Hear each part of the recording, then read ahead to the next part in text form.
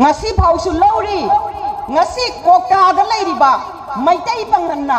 masida palloina ngam da bataragadi ai khoi moirang kari oirakani thangna ba jaga kari oirakani habase ai khoi na kau phade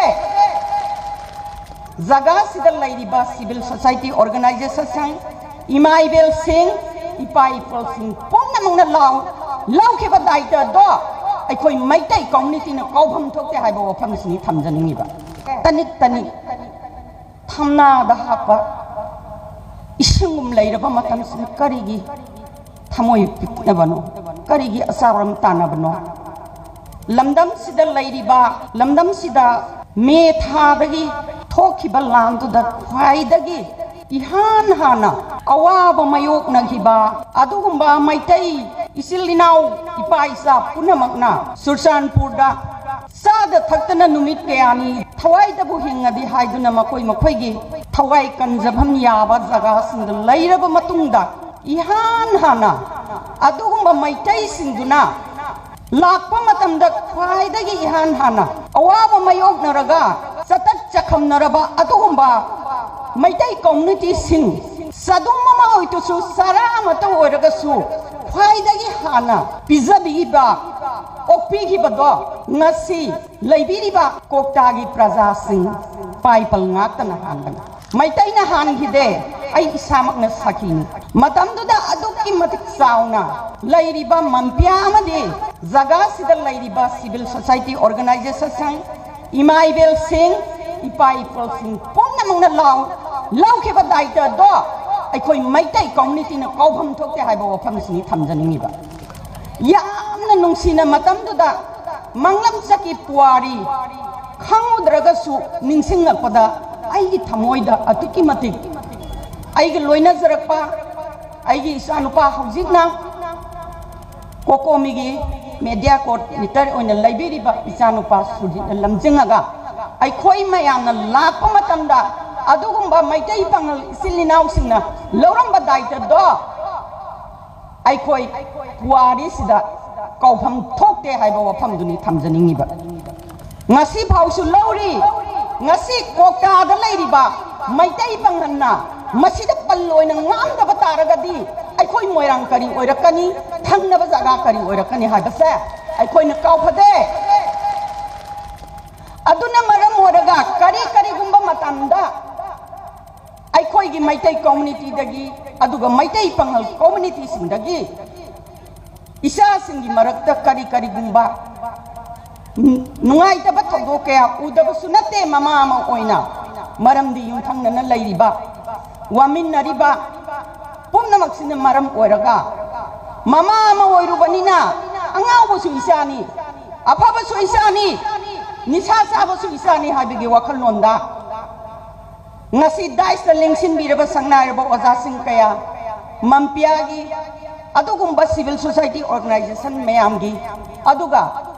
leiriba municipal council gi adugumba leaders sing mayam khana tanaraga matam gi oiba problem mayam do solution tawraga laksani bani adubo ngasi number 2 da thamjaning ba wafam de ai khoi maitai pangal amadi ai khoi maitai community puari da mayak sayang na la idana leiraba adugumba kainaba yadaba furup amakakni loina na iramdam manipur asigi lehouse da poksaba lehouse da saudaba ai khoi wakhalon manaba ai khoi ngasigi hairiba mifam asigi khudong sab lauzaraga amuk hena sesinna ai khoi iramdam manipur se ngak taba yade kandaba yade haiba wakhalon dusu thaminasi haiba wakhalon thamjari loina singda leiba ai khoi gi wakhalon manajaba ai khoi ga loina raga satsaba maitai panghal maitai amadi ai khoi ga loina na satminaba pomna makusu ngase aiba numisi dagi amuk hena achet pamari ama thambaga loina na iramdam manipur asigi ngamkhai kanminasi ngamkhai ngaminasi haiba wakhan thamjari loina na ani suba point da ai khoi hauji iramdam manipur asigi ngamkhai di lengdana leigani ai khoi lambi hauji mangi aba si karana hanjin ga dauri bano karamba matamda ai khoi handok ka dauri bano haibase ai khoi gi इरमना Manipur से पोक्सबा enum Manipur से चाउजबा पोंगनमंगना अमत्त ओइबगी वखलोंदुदा अपुनबगी शक्तिदुना अखोई कन्मिन्नगदोइनेबा अदुबो लाइबक थिबदी हौजिगी कॉन्टेक्स्ट दि येंगजबा मतमदा ममा ओइबी कयाना ममा ओइबी असेंबल लिस्ट चलक्तबा मयाम ममा अखोइना उरी मसिगी वखल से थादोकमिनसी लुसिंग पाम यामक्पा मसागी फिरेब लैतबा अदुगुम्बा मसिंग यामक्पना अखोइगी इरमदम मणिपुर से तनिक तनिक थमना दहापा इसिंगुम लैरबा मतम से करिगी थमोय पिटनबनो करिगी असावरम तानबनो मधु थादोक्सी नेपोलियन मोनावर्न हाइरंबा अफबा अमांग नाम पियो पृथ्वी जॉय तौगे हाइबदो अदुगुम्बा ममादो अखोय ओइमिनसी लुसिंग पामगदी ओइबियो मतुंग इंजगे अपुनबना शक्तिनी अपुनबना थेंगनगदबनी अपुनबा मयामदुगी मतुंग इंजगे हाइदना अखोय बिष्णुपुर डिस्ट्रिक्ट ममल मचासिंगी ममा अपुनबा लुप चेयरमैन अमा ओइना आइना थमजरी मोट सिंजरगा लोइनना मोइरांग केंद्र अपुनबा मैरा पाइबी इमालुक मम्पिलगी प्रेसिडेंट अमा ओइना आइना प्रॉमिस तौजरी पुनसन बियो अपुनबदुगी मतुंग इन्नबगी दमक्ता अखोइना सेम सादना लैजरे हाइबा वखलोन ngasiगी सभादा थमजरी ngasiगी मयाम पुनबगी खुदोंग चाबन लौजरगा पुनबियो मसोई मसोई ताबा ngasi सेंट्रल गवर्नमेंट अमदी मणिपुर स्टेट गवर्नमेंट लाइन उ फंगी ngasi मा अखोइ से अखोइ की पांगल थंगना हंथननबगी दमक्ता मचेत ताननबगी चौरकपगी सरौ लांगसिदा अखोइ इरमदम मणिपुर से कन्मिन्ना से हाइबा तारगदी मधुगी लांगदा थुगदबदो वखलोंदो थादोपियो थुबिगनु अखोइ अपुनबा ओइना लेमिनसी लोइनना अहुम सुब point ngasi isa singi marakta इरमदम इराइबाग मणिपुर कंदबा यादे हाइना थोकपीरा अगा करी करी गुंबा मतमदा ई मसेनगी ओइबा नसिननावगी ओइबा मरक्ता करीगी दमक्ता प्रॉब्लम मसा मसा क्रिएट तौरगा ममा सिंगु वहन बनोबा अदुगी वखन से थादोपियो इसा सिंगना अखोइना ngasi तुंगी लंबीना सांगौरबा मांगी लंबीना तेलाबा अखोइना इरमदम मणिपुर कनबा उपाय नते सोमना खकी ngasi इखंग खंगौदना लाखिबा लाल असिना मरम ओइरकांदा इसा सिंग निशा जाबसु जादबसु अफबसु फत्तबसु असोनबसु अकनबसु लोइनमगना इरमदम नाक्तबा यादे हाइना थोगलागा ngasi इरमदमगी दमक्ता अदुगुंबा मिरोटुमदा थेंगनदना लैबा मयाम से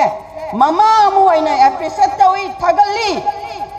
लैबा कनबा ngambasु ओयो तौबतबु करी करी गुंबा मतमदा नखोइ मसेन निंगाइ संदानरकोदो ममा अखोइना खांबा वाये अदुगा ममा सिंगी मरक्तसु ममा मोइबा तारगदी ममा नि सब चाबा क्वालिटी सेलगा मच्चा सिंगु वरप ngamba ममा दु ओइमिनसी हादा वखलोन थमजरी इमाइबेल सिंगी मरमदसु करीगुंबा मखोइना ममा मना पीबा एडवाइस ममा मना हाइबा तारक्तबा तारगदी अदुगुंबा मच्चा सिंगदो तोंगाना खाइदोगा अखोइ मखोइदा सपोर्ट तौगुमसे मखोइ तोंगाना थमगा तोंगाना ट्रेनिंग तौरगा वर्कसी अदुना मरम ओरगा सुचिन जरबदा ngasiगी मम्पियाना असौबा दायित्व लौबिरगा मयाम पुनमक पुल्लगा अखोइगी यूनिटी मखक सागदबगी वखल्लोंदा सिलक्पा अदुगुंबा अहानबा फाउंडेशन डे नि हाइना लौजरगा ngasi हाइबा नुमिसिदगी अखोइगी इरमदम मणिपुर सिदा वखल्लोन मानना तमिना जरिबा इंटरनेशनलिज्म की वखल्लोंदा अदुगुंबा पुकनिंग द सिंगसिलगा अमत ओइना मांगिबा अखोइगी लम मणिपुर की बाउंडरी काइदबा तारगसु अखोइगी लम मांगिबा ngasi चुरचानपुर द लैरिबा अखोइगी लम मोइरांगी ओइरब थांजिंसिंग अवांगदा फंगी सफम लैते नोंपोकता फंगी सफम लैते खा लैत्रे नुचुप लैत्रे ngayok sapuda ngayo adugumba central government अमदे स्टेट गवर्नमेंट योई बंगा दुबो मही सिथोपा हौराबा मतमदा पांगल सोंजरबा नमासिंगना इसा सिंगु कदाइदा नोइना ngakसरिबा मयाम सिसो ngasiगी मयाम पुनबगी खुदोंग साबसे लौजरगा मधुसु इसा सिंगना व्यवहार तौबियो थाक्सी खसी नाइना सत्पियो अखोइबो मामा सिंगबो पिरांग तैथोपियो हाइबा वफमसी अइना रोइबो ओइना थमजरी लोइनना मम्पियाना तुंग कोइना पुंसी सांगना मियांगी सेवा तौजबदा अदुगा इरमना मणिपुर सि ngakसबदा अचौबा थोगदांग अमा लौबा ngamु हाइबा वखलोन सि थमजरंग ngasi sabadagi tension jari thank you all